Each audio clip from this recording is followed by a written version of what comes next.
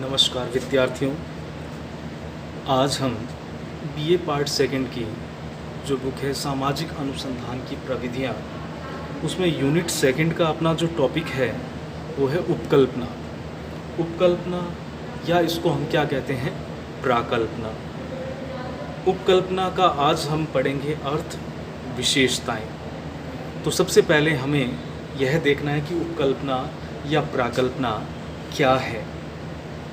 उपकल्पना का अर्थ की बात करें तो किसी भी अनुसंधान व सर्वेक्षण की समस्या के चुनाव के बाद अनुसंधानकर्ता समस्या के बारे में कार्य कारण संबंधों का पूर्वानुमान लगा लेता है और यह पूर्वानुमान ही उपकल्पना या प्राकल्पना कहलाती है। अब उपकल्पनाओं की कुछ परिभाषाएं दी हैं, वो देखते हैं। लुंडबर्ग पहली परिभाषा है लुंडबर्ग की।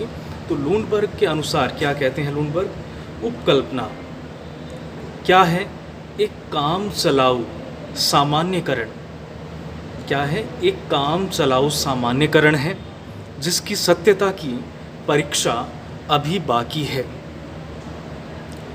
दूसरी डेफिनेशन है पीवी यंग की।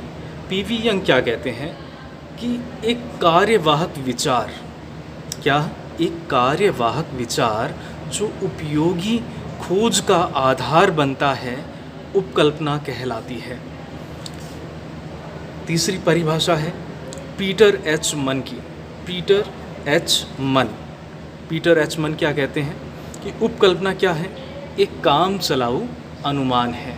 क्या है, एक अनुमान है, वो भी कौन सा, काम चलाऊ अनुमान है। इसकी कुछ विशेषताएं हैं, हम देखेंगे उपकल्पना की विशेषताएं।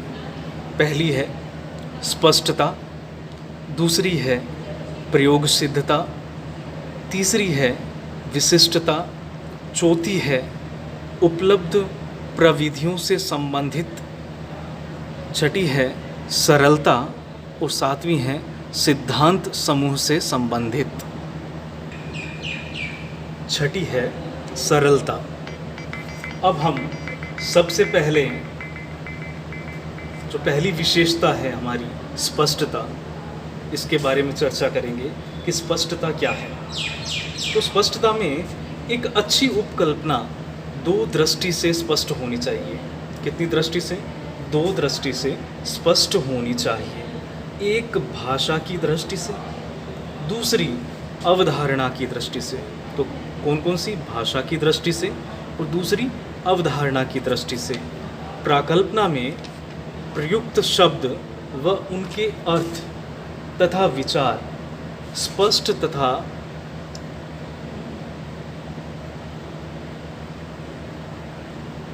रहित होने चाहिए। अब जो दूसरी विशेषता हमने बताई थी प्रयोग सिद्धता, तो इसमें जो प्राकल्पना में इस प्रकार की अवधारणाओं का प्रयोग होना चाहिए जिनका सत्यता की जांच वास्तविक तथ्यों के आधार पर की जा सके। प्राकल्पना में किसी नैतिकता अथवा आदर्श को प्रस्तुत करने का प्रयत्न नहीं करना चाहिए। प्राकल्पना वास्तविक तथा वैज्ञानिक अवधारणाओं पर जांच करने के योग्य होनी चाहिए। तो ये प्रयोग सिद्धता हुई। तीसरी विशेषता हमने बताई कि विशिष्टता। विशिष्टता क्या है कि एक प्राकल्पना को अध्ययन विषय के किसी विशिष्ट पहलू से संबंधित होना चाहिए। सामान्य शब्दों में व्यक्त की गई प्राकल्पना का परीक्षण करना कठिन होता है।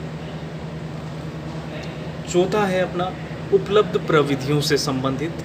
अब उपलब्ध प्रविधियां कौन सी हम देखेंगे कि प्राकल्पना का निर्माण करते समय इस बात का ध्यान रखना चाहिए कि उसकी सत्यता की जांच उपलब्ध प्रविधियों द्वारा हो सके। पांचवा जो हमने बताया सिद्धांत समूह से संबंधित। तो एक प्राकल्पना जो है वो सिद्धांत समूह से संबंधित होनी चाहिए। प्राकल्पनाएं और सिद्धांत क्या है, एक दूसरे पर निर्भर हैं, क्योंकि प्राकल्पना जब सत्य सिद्ध हो जाती है तो वह एक सिद्धांत का भाग बन जाती है। और छठी जो प्राकल्पना है, छठी प्राकल्पना की जो विशेषता है वो है सरलता। सरलता क्या है कि एक उत्तम प्राकल्पना कैसी होनी चाहिए? सरल होनी चाहिए। उसमें सरलता का क्या होना चाहिए? गुण होना चाहिए। उसमें आवश्यक रूप से अधिक कारकों को स्थान नहीं दिया जाना चाहिए। ऐसी परिस्थिति में प्राकल्पना जटिल एवं परीक्षण के अयोग्य हो जाती है। तो इस तरह से हमने आज इसके प्राकल्पना का अर्थ और इसकी विशेषता पढ़ी।